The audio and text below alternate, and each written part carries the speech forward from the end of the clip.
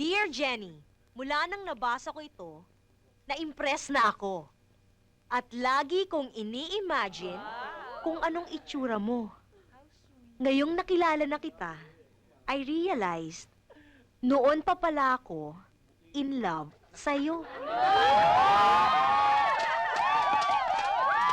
Ikaw?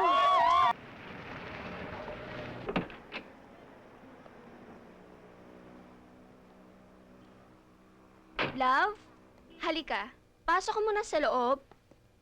Magkwentuhan tayo, tapos ibibake kita ng cake. Eh, hindi pwede. Magtatrabaho pa ako eh. Huwag ka muna pumasok, ha? Eh, kung di ako magtatrabaho, paano ako makakapag-aral? Paano ako makakatapos? Paano tayo magpapakasal niyan? Pero teka, baka naman kaya gusto mong pumasok sa clinic kasi may chicks ka dun, ano?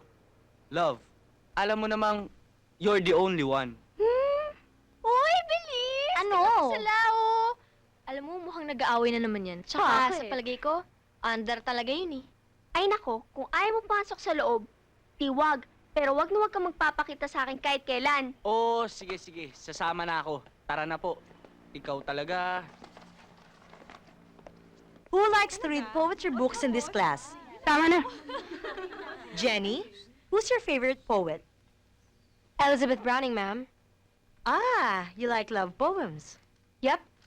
In fact, I've written some love poems. Really? Oh, would you like to recite it in front of the class? Yes, ma'am. Actually, I wrote this a couple of months ago. Eh, kaya lang nawala ko, pero natatandaan ko pa naman yun eh. Drifting away. Just like the leaves of another day. Where would I go? Away from the pain I know. Drifting away. Just like the shadows of a lonely night. Where can I find the one that used to hold me so tight? Drifting away. Like the shadows of a lonely night. Where can I find the love that you promised would last till the end of time? Mr. Dantes, what are you doing? Nothing, ma'am. Anong nothing? Give it Ma'am. me. Drifting away just like the leaves of an autumn day. Where would I go? Away from the pain I know.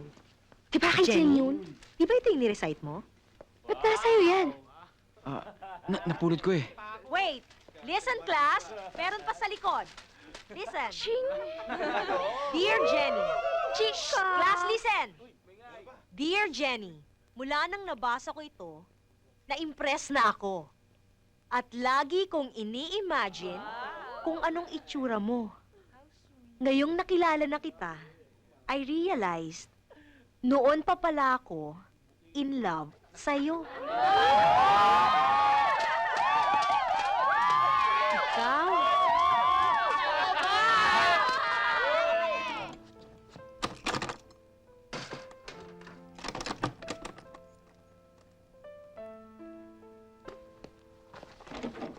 Paco, mag-usap nga tayo.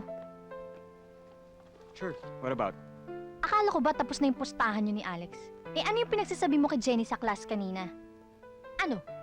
Palabas mo lang ba yun o totoo na yun? Alam mo, Vanessa, you've been a very good friend to me. Pero pagdating sa mga bagay na ganito, pabayaan mo na ako. Eh ano ngayon kung tototohanin ko nga? Look, nagmamadali ako, okay? Ihahatid ko pa si Jenny sa kanila. Mauna na ako.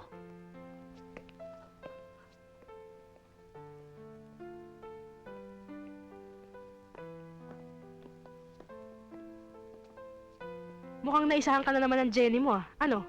Papayag ka na lang bang gaganyan-gananin ka na? Vanessa, mag-isip-isip ka rin.